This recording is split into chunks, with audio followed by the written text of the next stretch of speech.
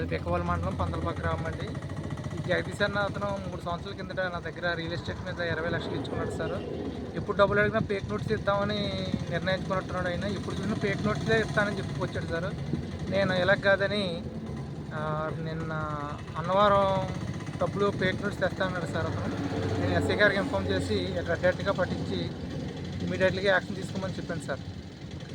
ఆ ప్రకారంగా నేను వీళ్ళ అటు ప్రకారంగా 500 నోట్స్ తెచ్చి బ్లాక్ నోట్స్ తెచ్చి వీళ్ళు నాకు ఇవ్వబోయారు సార్. అప్పుడు రెడ్ హ్యాండ్గా కానిస్టేబుల్ నేను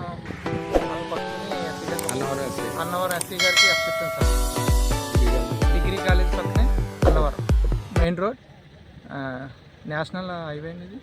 ఓకే, తర్వాత ఇప్పుడు నీకు అమౌంట్ ఇస్తాన్నాడు కదా, అతను దేవురమ్మా అదే పిఠాపురం జగదీష్, ఇంకా వాళ్ళ గుమస్తా వీర్రాజు. వీళ్ళిద్దరూ ఎప్పటి నుంచో నాతో ఆడుకున్నారు సార్. డబ్బులు తీసుకున్న డబ్బులు నాకు ఇప్పించడానికి నాకు ప్యానల్ మీద వస్తుంది సార్, కానీ నా డబ్బులు ఇవ్వట్లేదు సార్. ఎన్నాళ్ళ నుంచో చూస్తున్నాను సార్.